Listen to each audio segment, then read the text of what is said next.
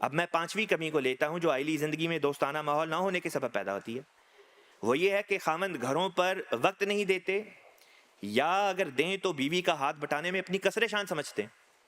بعض تو یہاں تک کہہ دیتے ہیں کہ یہ ہمارا کام نہیں ہے، ہم باہر جاتے ہیں، نوکری کرتے ہیں، پیسے کما کے لے کر آتے ہیں، بس اتنا کافی ہے۔ یہ سب نفس کے بہانے ہیں۔ بعض لوگ تو یہاں تک کہہ دیتے ہیں کہ بیوی یا بہو جو ہوتی ہے وہ تو نوکرانی ہوتی ہے بلکہ پاؤں کی جوتی ہوتی ہے۔ ایسے لوگوں کے لیے حضرت مسیح موعود علیہ الصلوۃ والسلام کی یہ نصیحت ہے۔ اس الہام میں، یہ وہ الہام ہے جس کا حضرت عبد الکریم صاحب سیالکوٹی رضی اللہ تعالیٰ عنہ کے واقعے میں ذکر آتا ہے۔ اس الہام میں تمام جماعت کے لیے تعلیم ہے کہ اپنی بیویوں سے رفق اور نرمی کے ساتھ پیش آویں، وہ ان کی کنیزیں نہیں ہیں۔ در حقیقت نکاح مرد اور عورت کا باہم ایک معاہدہ ہے، بس کوشش کرو کہ اپنے معاہدے میں دغا باز نہ ٹھہرو۔ ہمارے سامنے رسول اللہ صلی اللہ علیہ وسلم کی مثال موجود ہے کہ آپ کمال مصروفیت کے باوجود گھر میں ہاتھ بٹاتے تھے، باہر سے سودا سلف بھی لے آتے، اپنے کام بھی بسا اوقات خود ہی کر لیتے، اور اپنی بیوی پر بلا وجہ انحصار نہ فرماتے، نیز گھر کا ماحول خوشگوار رکھنے کے لیے بے تکلفی کے ساتھ گھر پر رہتے، بلکہ بعض اوقات اپنے اہل خانہ کے ساتھ کھیل کود اور تفریح میں بھی حصہ لیتے۔ ایک دفعہ حضرت عائشہ رضی اللہ تعالی عنہا نے دوڑ کا مقابلہ لگایا تو حضرت عائشہ جیت گئیں، دوسری دفعہ مقابلہ لگایا تو حضور صلی اللہ علیہ وسلم جیت گئے۔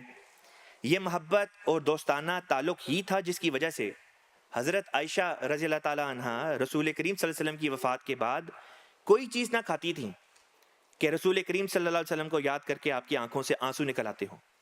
حضرت مسیح موعود علیہ السلام کا شعر ذہن میں آتا ہے، دوستی بھی ہے عجب، دوستی بھی ہے عجب، جس سے ہو آخر دوستی، عاملی الفت سے الفت ہو کے دو دل پر سوار۔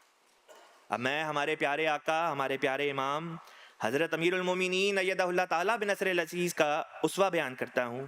حضور انور ایدہ اللہ تعالیٰ کی حرم محترم بیان فرماتی ہیں کہ حضور انور کی زندگی خلافت سے پہلے بھی خدمت دین کے لیے وقف تھی، اور آپ کے شب و روز بھرپور دینی مصروفیات میں گزرتے۔ سب سے پہلی چیز جس نے حضور کے لیے میرے دل میں قدر پیدا کی وہ یہ تھی کہ کسی معاملے میں بھی حضور نے کبھی سیلفشنس یعنی خود غرضی نہیں دکھائی۔ ہمیشہ ہی باوجود اپنی دینی مصروفیات کے میرا اور بچوں کا اپنی طاقت کے مطابق خیال رکھا۔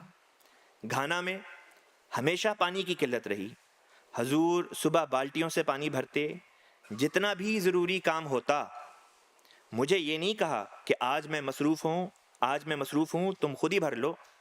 گھریلو زندگی جو خلافت سے پہلے تھی اب بھی وہی ہے۔ آپ کھانے میں کبھی نقص نہیں نکالتے۔ ایک بار میری طبیعت بہت خراب تھی، حضور نے پہلے میرے لیے ناشتہ تیار کر کے مجھے دیا، پھر اپنا ناشتہ تیار کرنے کے بعد دفتر گئے۔ محمد محمد الرسول اللہ